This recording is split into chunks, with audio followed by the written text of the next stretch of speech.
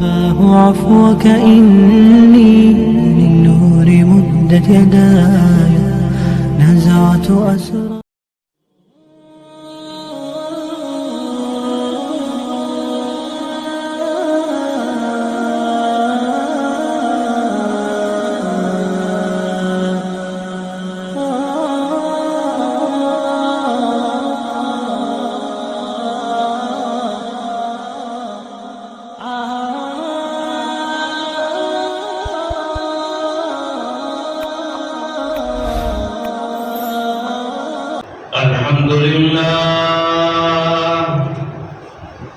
الحمد لله على نعمك العظيمة وعلى آلائك الجسيمة. أما بعد فأعوذ بالله من الشيطان الرجيم. بسم الله الرحمن الرحيم. والكاظمين الغيظ والعافين عن الناس والله يحب المحسنين. وقال أصحاب رسول الله صلى الله عليه وسلم علمني شيئا ولا تكثر. قال رسول الله صلى الله عليه وسلم لا تغضب، أو كما قال حبيبنا صلى الله عليه وسلم. یا الہی تو ہمیں عامل قرآن کر دے. یا الہی تو ہمیں عامل قرآن کر دے، پھر نئے سرے سے مسلمان کو مسلمان کر دے. وہ پیغمبر جسے سرداج رسول کہتے ہیں، اس کی امت کو ذرا تابع قرآن کر دے.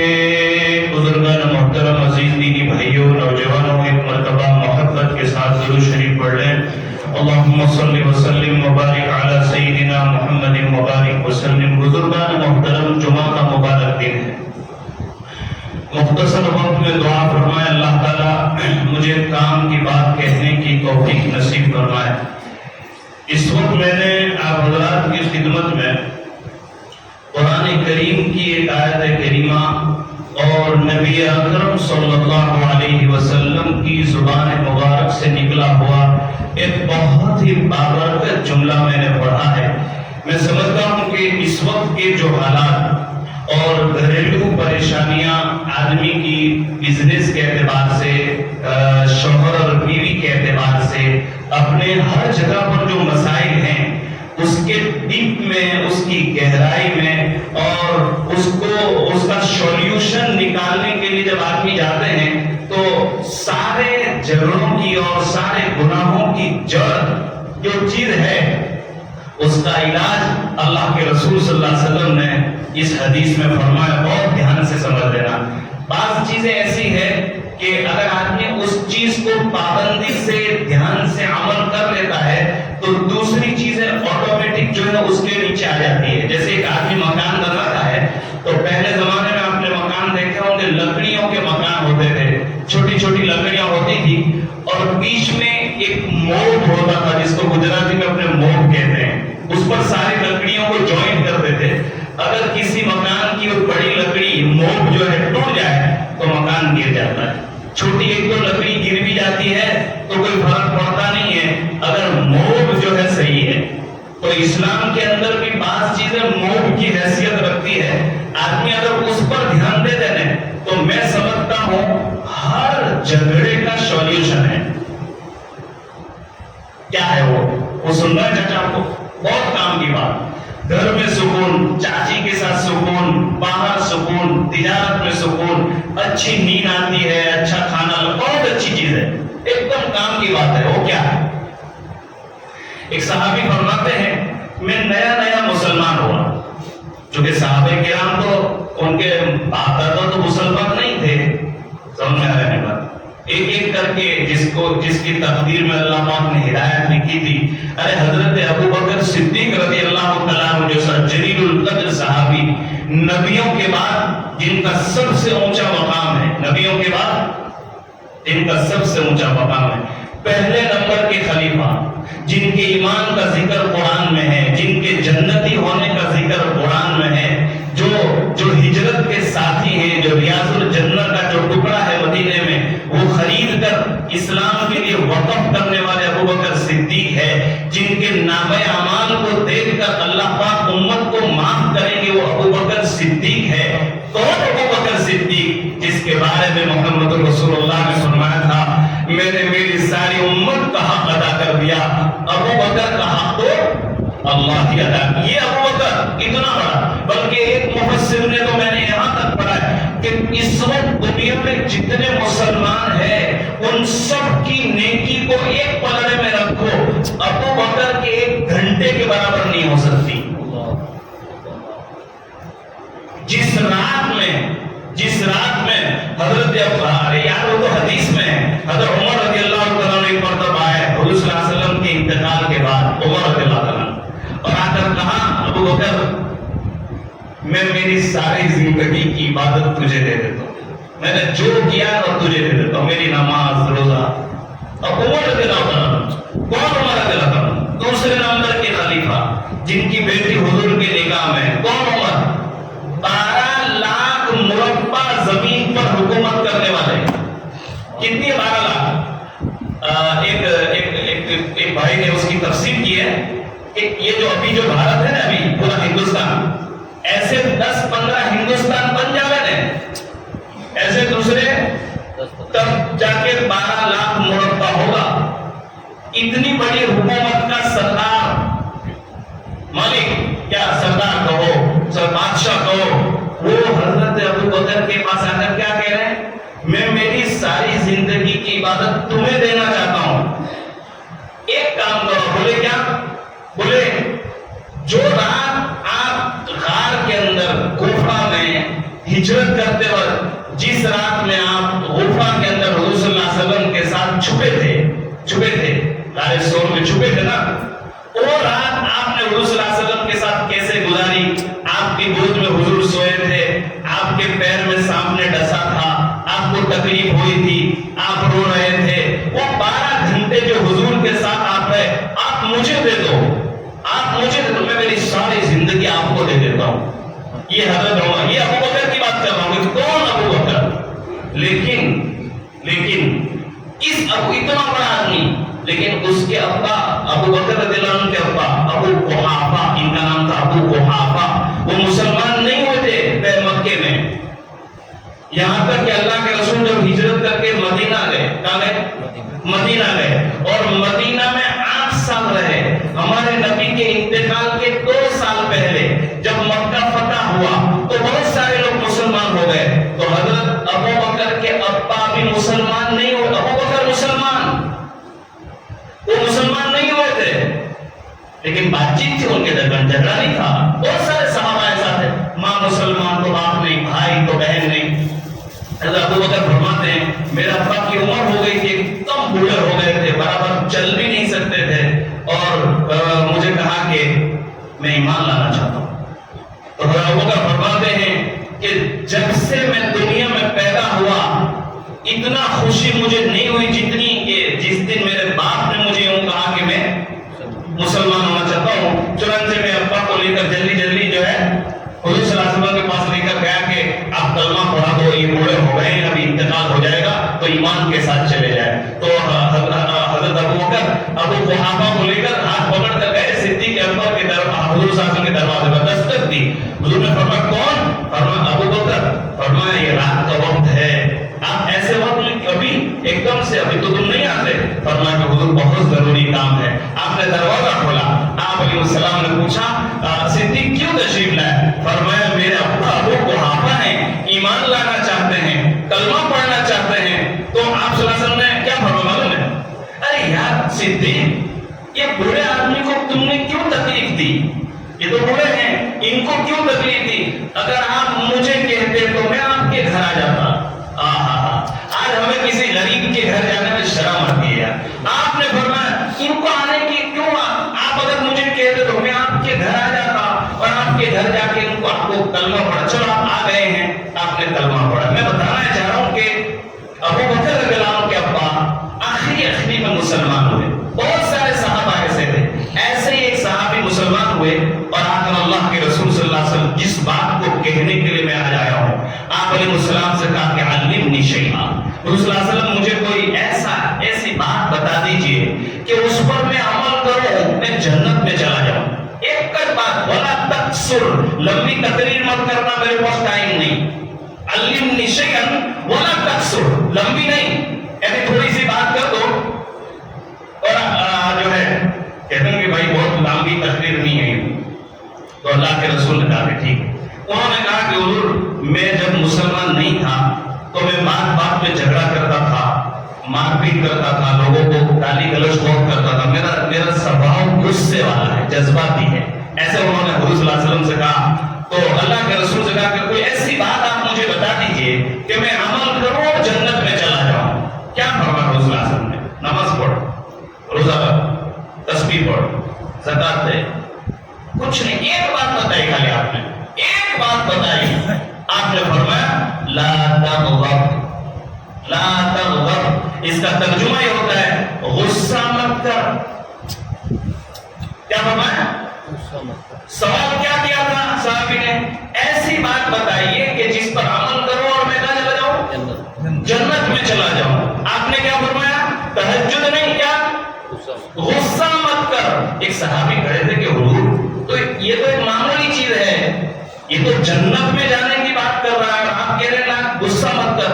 آپ علیہ السلام نے فرمایا اگر آدمی غصے پر کنٹرول کر لے، زبان سے کوئی غلط چیز نہ نکالے، رشتہ دار کے ساتھ، بیوی کے ساتھ، پڑوسی کے ساتھ، بھائی کے ساتھ، پارٹنر کے ساتھ، عام وطن تو پہلی تو بیوی جاتی ہے، اس لیے کہ آدمی کو غصہ اتارنے کا سادھن کیا ہے بھائی؟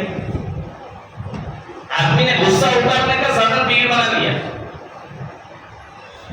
آپ علیہ السلام نے فرمایا لا تغضب، غصہ مت کر۔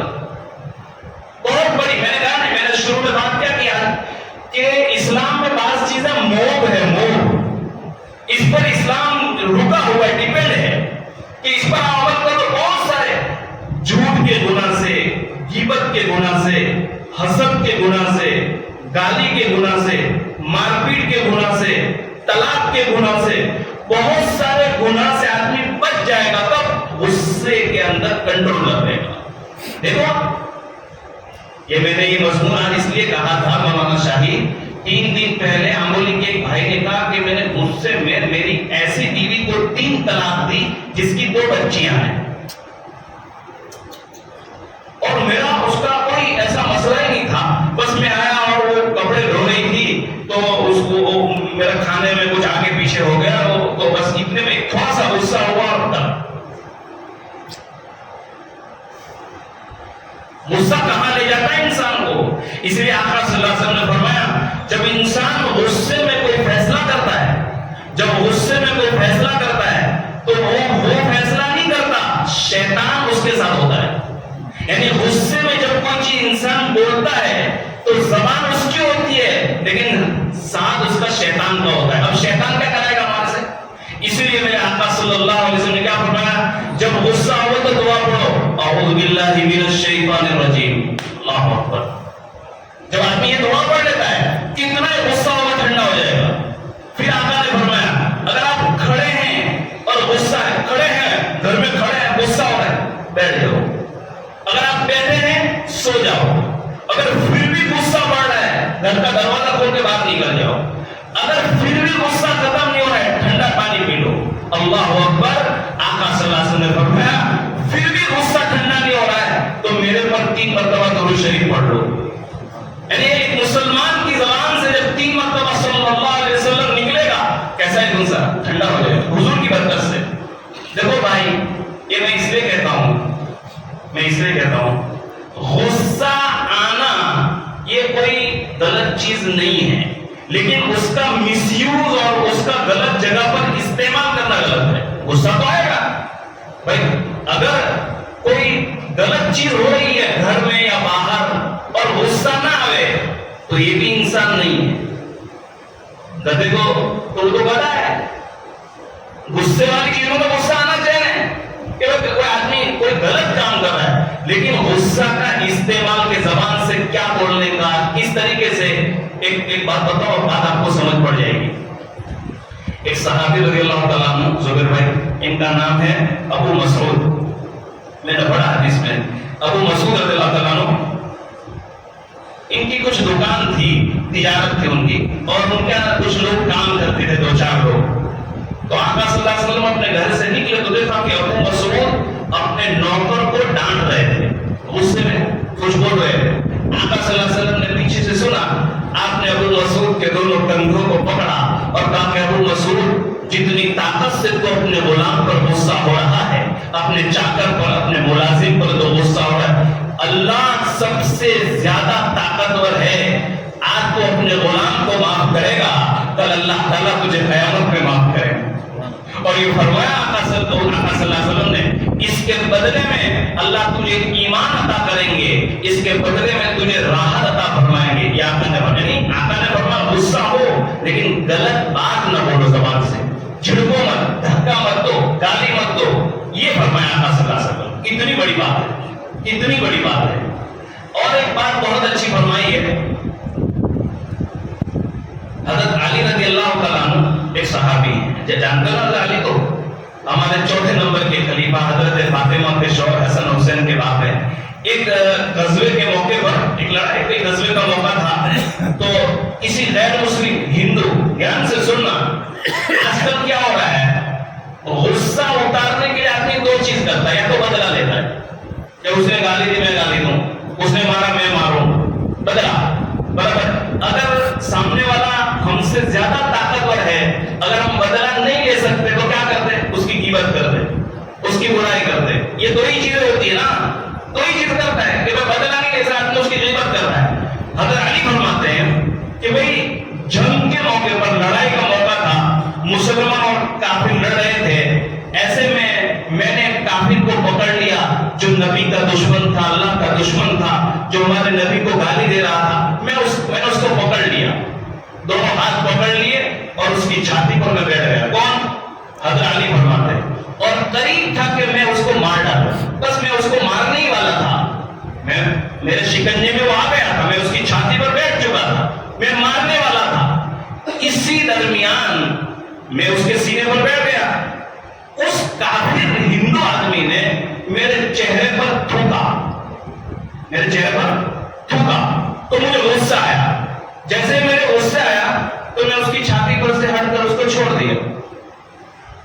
سننا دھیان سے, کسی نے پوچھا ایسا کوئی تم نے چھوڑ دیا کافر کو؟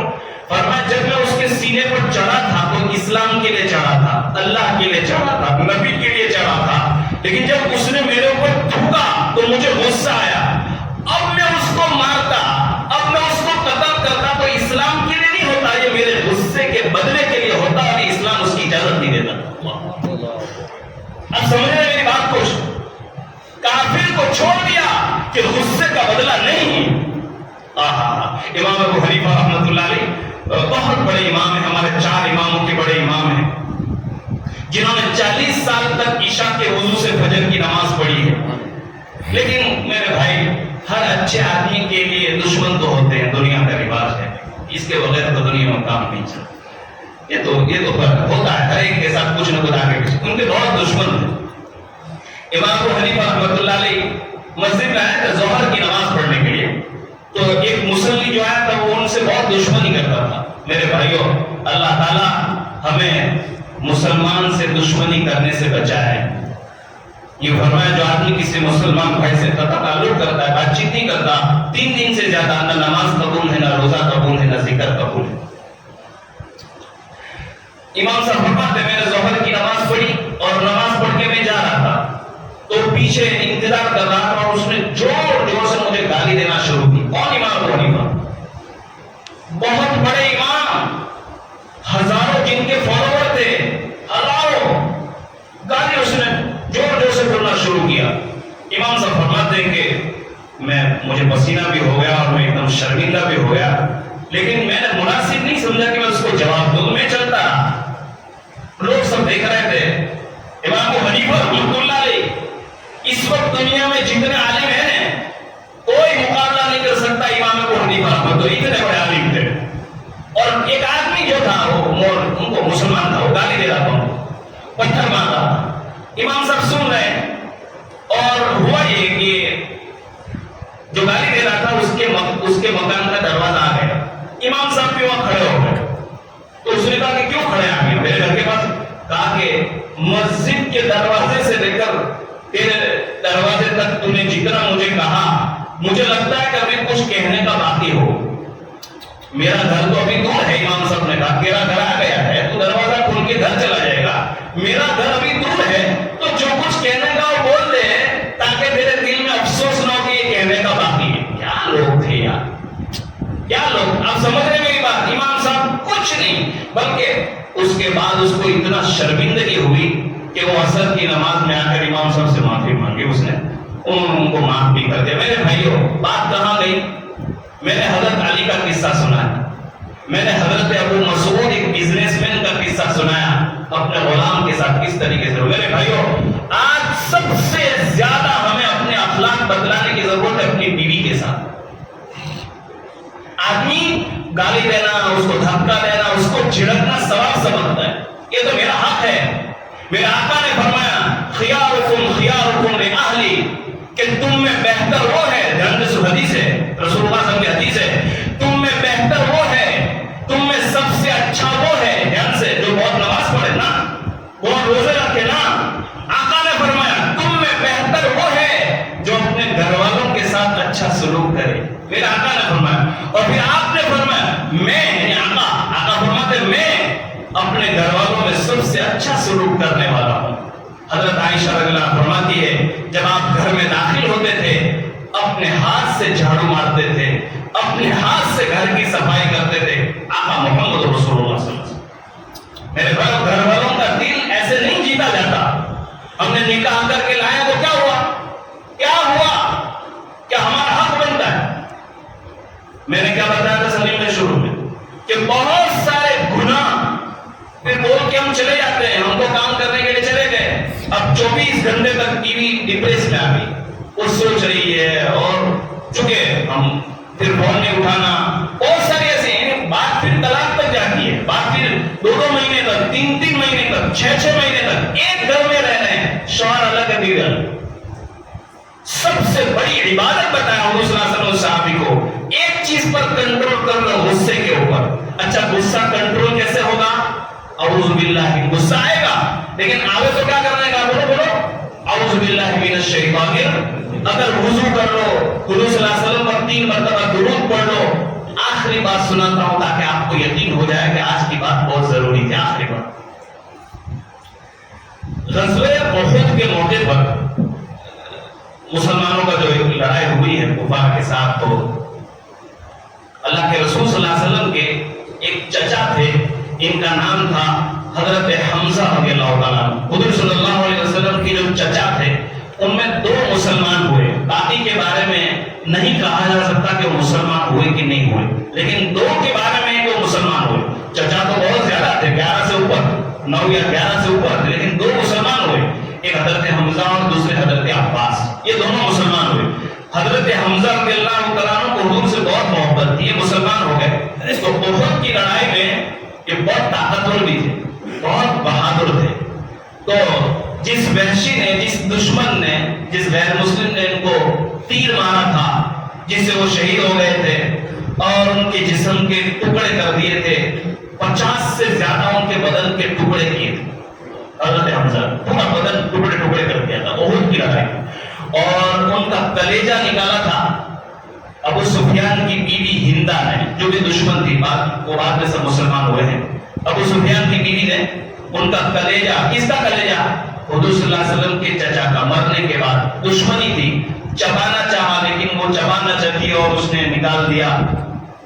تو اللہ کے رسول صلی اللہ علیہ وسلم جب جنگ ختم ہو گئی تو آپ نکلے کہ بھئی کون کون شہید ہوا ہے دیکھنے کے لیے، تو بتایا گیا آپ کو صحابہ کی طرف سے کہ بھئی حضرت नजर नहीं आ रहे, जो कि जो लाश पड़ी थी तो वो लोग चेहरे से इनकी तो चेहरा पहचान ही नहीं आता था कि कहाँ है वो, कहीं उंगलियां टूटी हुई है, कहीं हाथ, पूरा बदन अलग अलग जगह टुकड़े में पड़ा हुआ था। तो बहुत ढूंढा हजरत हमजा को, लेकिन मिले नहीं। तो उनकी जो बहन थी, किनकी बहन? हजरत हमजा की, जो हमारे नबी सल्लल्लाहु अलैहि वसल्लम की फूफी है, हजरत हमजा की बहन हजरत सफिया। हजरत सफिया को बुलाया गया तो हजरत सफिया ने हजरत हमजा को उनकी उंगली या अंगूठे से पहचान लिया था, उनकी उंगली पर कोई निशान था। तो आका से कहा कि आका ये मेरी ये भाई। बहुत रोई थी हजरत सफिया, ये मेरा भाई। फरमाया आपने कैसे पहचाना? फरमाया उंगली का जो बाद बच्चों के उंगलियों पर या कहीं निशान होते तो घर वाले पहचान लेते हैं, पहचान लिया कि ये मेरा भाई हजरत हमजा है। आप भी बहुत रोए थे और आपने कहा कि सारे शहीदों के सरदार हजरत हमजा है। आपने 70 मरतबा, उर्दू में 70 मरतबा उन पर जनाजे की नमाज पढ़ी, उनको दफन किया गया। एक बड़ी तारीख है, अब मैं जो असल सुनाना चाहता हूँ। इनको मारने वाला, किनको मारने वाला? हुजूर सल्लल्लाहु अलैहि वसल्लम के चचा को, हुजूर सल्लल्लाहु अलैहि वसल्लम के चचा के टुकड़े करने वाला, और हुजूर सल्लल्लाहु अलैहि वसल्लम के चचा हजरत हमजा के कलेजे को चबाने वाली औरत हिंदा, सब बाद में मुसलमान हुए। अबू सुफियान मुसलमान हुए, हिंदा मुसलमान हुए, उनको तीर मारने वाला वैश्य वो मुसलमान हुआ। तो कलमा पढ़ने के लिए तो सबको ऐसा था कि हुजूर सबको तो कलमा पढ़ा देंगे, ये हमजा के कातिल को, हमजा के दुश्मन को कलमा नहीं पढ़ाएंगे। वो आए कहा कि हुजूर मैं मुसलमान होना चाहता हूं। तो हम होते तो क्या कह रहे, तू निकल, तू जाने मेरे चचा के साथ तूने क्या किया। एक तस्वीर में लाइए, मेरे 500 रुपए ले लिए, मेरे साथ कुछ ऐसी बात कर ली तो हम बरसों तक बात नहीं करते, हमेशा गुस्से में रहते हैं, सलाम का जवाब कर रहे हम लोग। हकीकी चचा मोहम्मद। अब तुम देखो भाई, मैं तो यहां बैठ के कहता हूं, बाकी अब हालत ये हो गई कि कारी साहब को मस्जिद में जो कहने जाओगे अपने को बात जो समझते हैं अपने करने गए। मैं तो साफ बात करता हूं, जो इस्लाम है वो यही है, इस्लाम में यही है। क्या हुआ सुनना, वो मेरे दाखिल हुआ, उसने कहा कि हुजूर मैं ईमान लाना चाहता हूं। तो आप उसको देखे ना तो यकीनन आपके चचा की याद ताज़ा आ गई कि ये तो वही है जिसने मेरे चचा को कत्ल किया है। तो आपने कहा कि ठीक है, कलमा पढ़ना चाहते हैं ना, आप कलमा पढ़ लो। अबू सुफियान को भी कलमा पढ़ाया, हिंदा को भी कलमा पढ़ाया, अपने चचा के कातिल को भी कलमा पढ़ाया। लेकिन एक बात कही हुजूर ने कहा कि देखो आप जब भी मुसलमान अब हो गए हो, जब भी मेरी मजलिस में आओ ने तो जरा पीछे बैठना, इसलिए कि तुम सामने बैठते हो तो तुम्हें देखकर मेरे चचा की याद मुझे आ जाती है। ये आपने, लेकिन आपने गुस्से को कंट्रोल किया, आपने रोका नहीं, आपने उसको ईमान से रोका नहीं। इस्लाम से गुस्सा आएगा, लेकिन गुस्सा आने के बाद उसको किस तरीके से टर्न करने का बहुत जरूरी। दुआ करो मेरे भाइयों, अल्लाह हमें अपने घर वालों के साथ, अपने दोस्तों के साथ, अपने मोहल्ले वालों के साथ अच्छी मोहब्बत की तौफीक नसीब फरमाए और गुस्से को कंट्रोल करने के लिए तौफीक नसीब फरमाए। ये चंद बातें थी। और मेरे भाइयों देखो, खास रमजान के बाद शायद मैं आज यहाँ पहली जुमा में आया, आपको कहने इसलिए भी खास थे कि भाई हमारा मकतब यहाँ शुरू हो चुका है। सरकार वाले जो यहाँ रहते हैं, जो किसी और जगह मदरसे में अपने बच्चे को नहीं भेज रहे हैं, उनसे दरखास्त करते हैं कि अपने बच्चे को जरूर भेजें। टाइम के साथ बहुत नाजुक मौका आ रहा है, नाजुक माहौल आ रहा है।